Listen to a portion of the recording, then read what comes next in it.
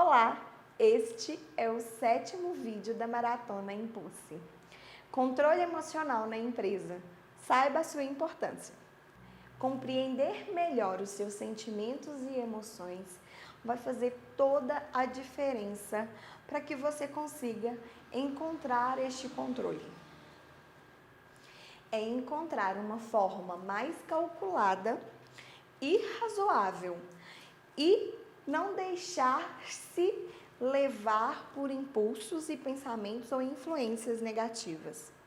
Não é ser uma pessoa fria, é ser uma pessoa que consegue avaliar o contexto antes de uma tomada de decisão. Quem já ouviu a frase: deixe os problemas pessoais em casa e deixe os problemas do trabalho no trabalho? Como que se fosse possível a gente ter duas personalidades. E na verdade, ou talvez a gente vestisse a roupa do trabalho, ao terminar deixasse lá, e junto com ele as questões que ocorreram no trabalho, vestisse a roupa da vida pessoal e fosse para a vida pessoal. Isso não acontece, né, pessoal? Nós somos uma pessoa só. E claro que todas as vivências desses sistemas em que a gente vive impactam na gente. O importante e a minha dica que eu deixo para você na questão desse controle emocional é: as pessoas não têm culpa do que aconteceram com você naquele dia. Seja na vida pessoal ou na vida do trabalho, né? Na vida profissional. Entender que quando você chega em casa, a sua família não tem nada a ver com as coisas que aconteceram no trabalho, isso vai fazer toda a diferença. Não que você tenha que esquecer, mas sim que você tenha que entender que aconteceu lá no trabalho, tem que ficar no trabalho. Aconteceu em casa, tem que ficar ali. Não que você não vá sentir ou deixar de sentir, né? Quando muda o cenário ou os contextos dos sistemas em que você está se direcionando. Mas lembre dessa frase sempre: as pessoas não têm culpa do que aconteceu no seu dia.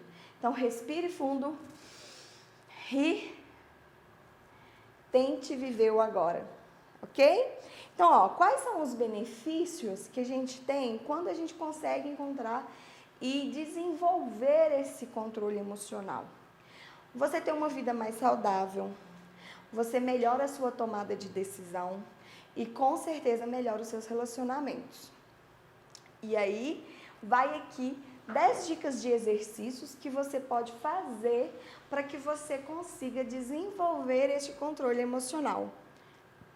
Número 1. Saiba identificar e compreender as suas emoções. Como?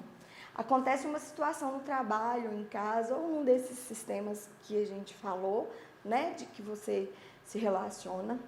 Pense primeiro: por que aconteceu? Isso é meu ou é do outro? Isso é porque ele está nervoso ou isso é porque eu estou nervosa?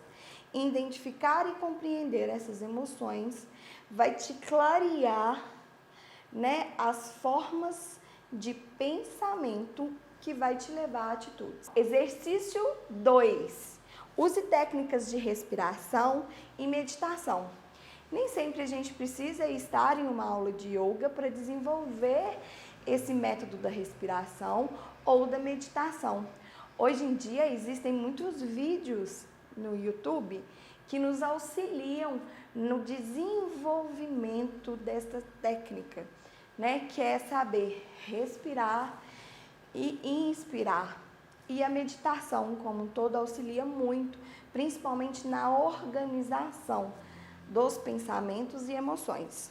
Procure explicações razoáveis para as suas atitudes. O que isso quer dizer?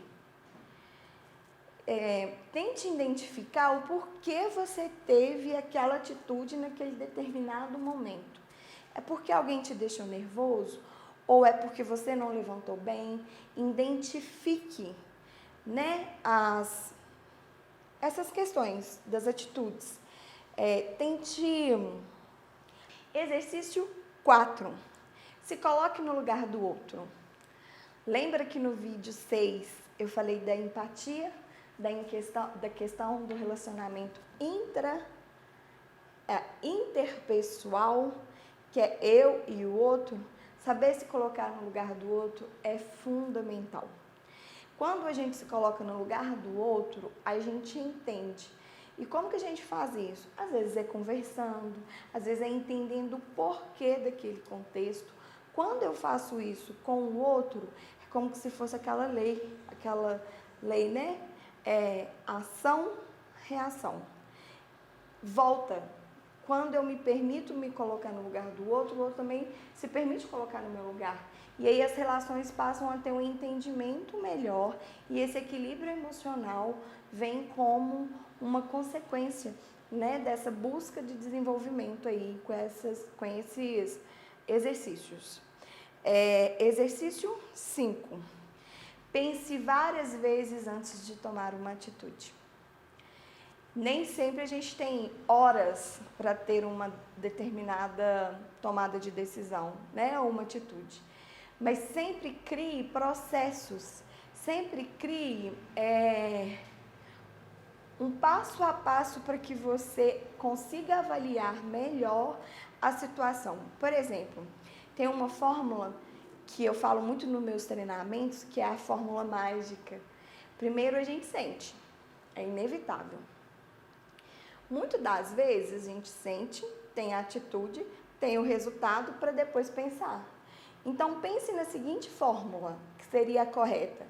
Eu sinto, eu deveria pensar sobre o que eu senti, para eu ter a ação e eu ter o resultado. Consegue perceber que eu tendo essa fórmula e conseguindo colocá-la em prática, eu consigo ter uma tomada de decisão mais assertiva? Fica a dica. Então, exercício 6. Livre-se de preconceitos. A gente carrega muito do que a gente aprendeu durante a vida, não só com o nosso sistema familiar, mas também com o sistema do trabalho, das amizades. E a gente tende a julgar o outro ou a tentar compreender o outro baseado no que a gente viveu. E isso vai dar certo? Nem sempre, porque o outro teve outras formas de aprender valores, de se desenvolver na vida. Então entenda o que levou a pessoa a ter este comportamento. Mas primeiro, livre-se desses o que é o preconceito? Algo que você já traz de um conceito, porque o seu conceito pode ser diferente do outro. Exercício 7. Seja positivo. Cada vez mais a psicologia, a física quântica tem falado da questão da positividade, dos pensamentos, das emoções, porque você atrai o que você pensa. É como se fosse uma partícula pequena do cérebro e foi conectado nesse cérebro aqueles eletrodos que a gente coloca nas batidas do coração.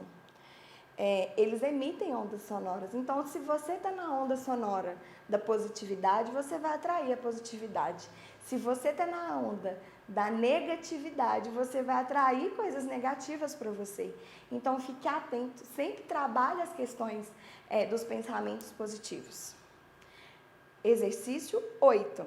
Não entre na onda da reclamação.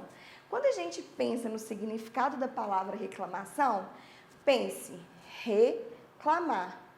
É como se fosse aclamar. É como se você sempre pedisse para que aquilo voltasse a acontecer. Você aclama para que aconteça. Agora vamos pensar no significado da palavra gratidão. Agradecer é a graça descer.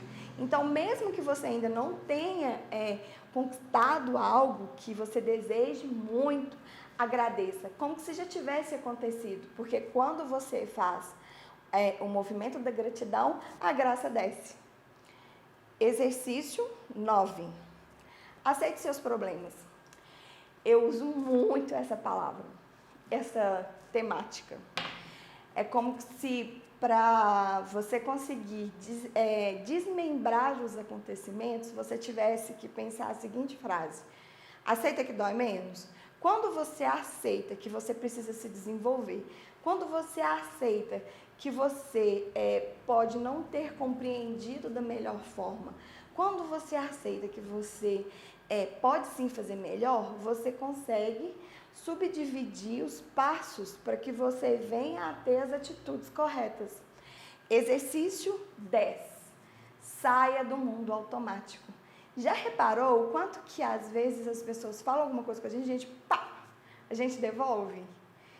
Pense, respire. Mais uma vez, use a fórmula mágica que eu sugeri aqui. Sentimento, que é igual a pensamento. O seu pensamento vai te levar à ação e a sua ação vai te levar ao resultado. Quando você avalia o seu sentimento e percebe que ele pode ser reelaborado com o pensamento, porque você vai se colocar no lugar do outro, porque você vai entender o contexto como um todo, você vai sair do mundo automático, você vai aceitar que tem o que é seu e o que é do outro, você não vai entrar na onda da reclamação, você consegue como que se protegesse esse sentimento e falasse, opa, eu posso direcionar para algo diferente. E aí você consegue ter uma atitude diferente. E aí a sua ação vai te trazer resultados positivos. Então fica aqui a dica para você. Se inscreva no nosso canal e se você quer receber o nosso presente por estar inscrito na Maratona Impulse, vá até a bio da nossa página no Instagram. Lá tem um grupo de WhatsApp, Grupo Impulsione-se. Deixe o seu e-mail para que você possa receber esse grande presente. Um grande abraço e até breve.